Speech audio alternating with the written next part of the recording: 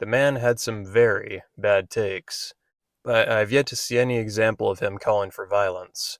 Look, I didn't really like Charlie Kirk while he was alive. I had probably a handful of conversations about him, and in pretty much every single one, I'm pretty sure I disagreed with him.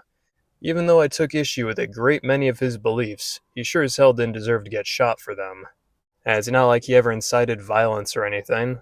He was kind of how I was hoping Destiny would be, reaching across the aisle, shaking hands, having open dialogue with people he disagreed with, except Destiny is genuinely hateful and talks about conservative genocide and such. Not that Destiny should be assaulted over his beliefs either. I mean, I have personal beef with Hassan, who I'm pretty sure radicalized one of my family members, and he's one of the biggest streamers out there. He's supported terrorism, he's supported murdering landlords, capitalists, etc., the streets running red with blood, slicing, dicing, all sorts of vile things. And even with all of that, I still don't think Hassan should die for his beliefs. And that's not a covert dog whistle or anything, so don't get any ideas. Look, if someone was leveling a gun at Hassan and I was present, I would put two in the shooter's chest, one in the head. Why? Because Hassan doesn't deserve to get assassinated for his words. I've heard some people make the argument that words are violence because they can inspire and cause hate, etc., but that's a very dangerous threshold. Words only become violence if they are used to incite violence, to plot something, that sort of thing. In my experience, people who say that words are violence are looking for a way to use state coercion to silence beliefs that they disagree with. Just like the ancient Stoics said, you do not have control over what other people say, but you do have control over your own mental faculties and how you respond. Words are not mind control. Only when used to incite or plot violence do they cross the threshold into action. And I've heard some people say, well, Charlie shouldn't have been shot, but, it's still funny and ironic because he was talking about guns when he got shot. And, I guess there is some twisted sense of irony there, but if you're using that as a genuine talking point, I would just like to point out that a hunting rifle was used to kill Charlie Kirk. That is the bare minimum that most countries allow if they allow guns at all. His rhetoric on little to no gun control would have no bearing on his assassination.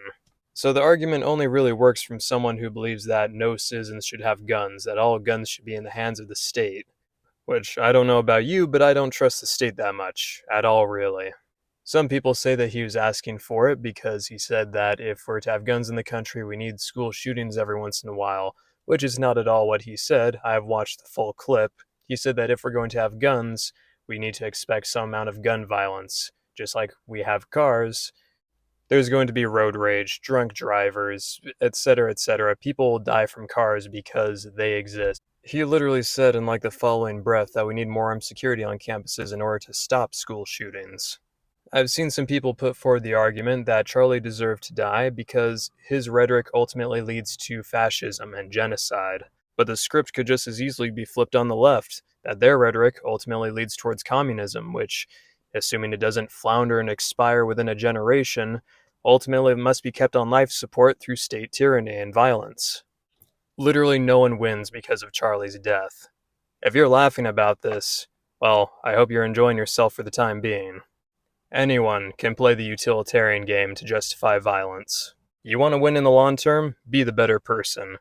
People are leaving the left in droves because they don't want to be like the hateful bigots spewing hate.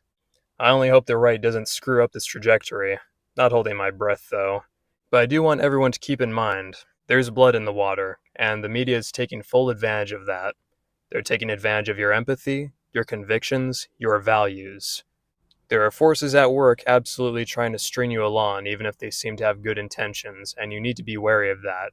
Also, keep in mind, we're still a country run by pedophiles. Don't let this distract you from that. Don't let this disturb your peace too much. You have your own little corner of the world to take care of, so nurture that. Act with compassion. Now, I'd like to address the people who take joy in his death. Do you want me dead? Because I probably shared quite a few opinions that you might consider to be incorrect and thus worthy of celebration if I were to die if I got big enough.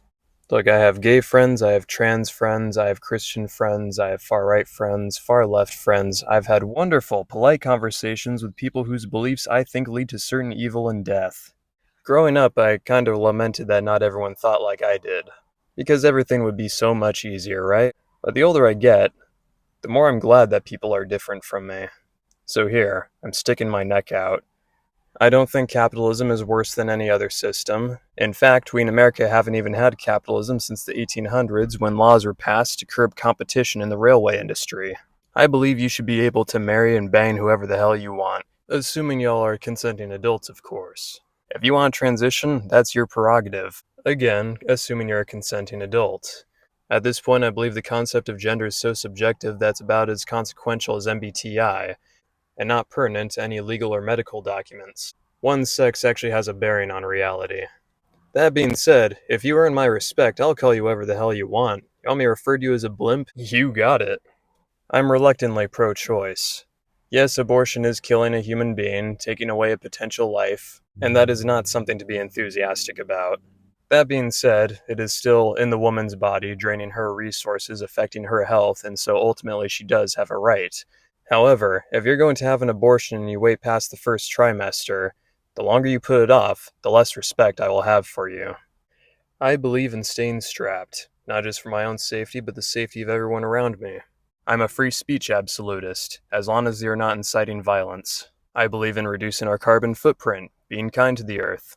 I believe we should be stewards of nature and help it to thrive. I like psychedelics. I think nudism is pretty chill. I am definitely not a conservative. I believe in as minimal government as possible, none if we can.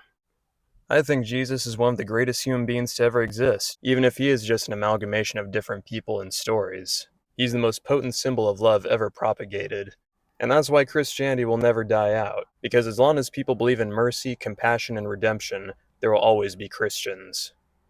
I don't consider myself to be Christian, but maybe a lot of you people do need Jesus. I may believe in living in alignment with nature or reality, but that doesn't mean I won't stick my neck out for something I think is truly consequential.